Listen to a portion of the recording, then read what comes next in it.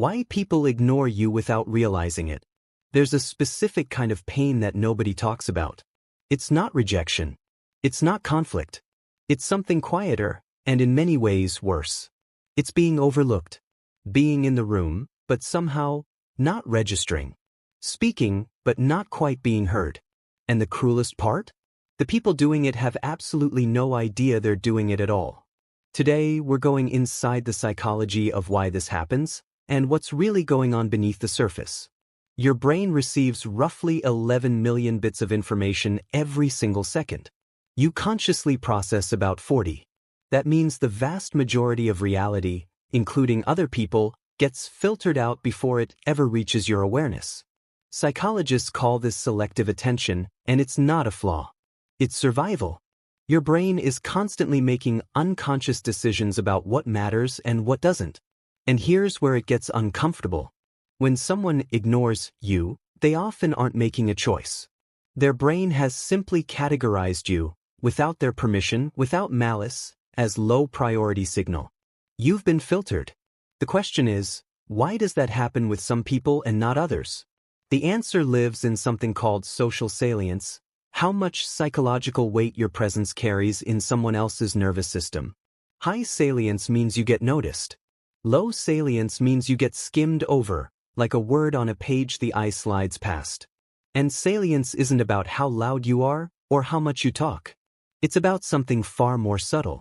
In 1968, psychologists Robert Rosenthal and Lenore Jacobson ran a now famous experiment. They told teachers that certain students had been identified as late bloomers, about to have a surge in intelligence. Those students were completely random. But by the end of the year, those kids genuinely outperformed their peers. Because the teachers expected something from them. And that expectation changed how they engaged. More eye contact, more encouragement, more responsiveness. This is called the Pygmalion Effect, and it works in reverse too. When people have no particular expectation of you, when you haven't yet created a psychological impression, you fall into what researchers call social invisibility. You're not disliked. You're just not anticipated. Not waited for. And the brain doesn't fully tune into things it isn't waiting for.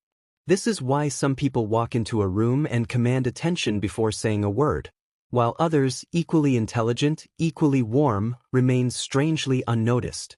It's not confidence exactly. It's expectation residue, the invisible signal your presence leaves behind. Here's a psychological pattern that makes this so much harder to escape. When people feel socially overlooked, the natural response is anxiety. And anxiety, specifically social anxiety, triggers a well-documented cascade in the body. The amygdala fires. Cortisol rises. And one of the first things to go is what psychologists call expressive behavior, the small, unconscious signals of warmth, openness, and engagement that we broadcast to others constantly. Eye contact softens. Vocal tone flattens. Body language closes. And here's the tragic irony. Those are exactly the signals other people's brains use to decide whether to pay attention to you. So the person who feels invisible becomes more invisible, not because they're boring or unworthy, but because their nervous system, trying to protect them, is accidentally confirming the social exclusion they feared. Psychologists call this a self-fulfilling prophecy loop. And it's not a character flaw.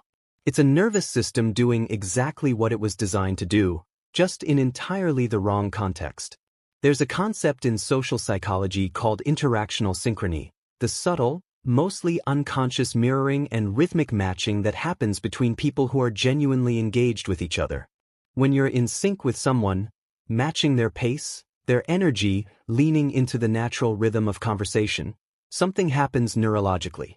Their brain registers you as connected, as present, as someone worth orienting toward. When that sync is absent, the other person's brain doesn't sound an alarm. It just drifts.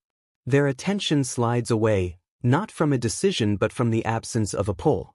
People who feel consistently overlooked are often, without knowing it, slightly out of phase socially.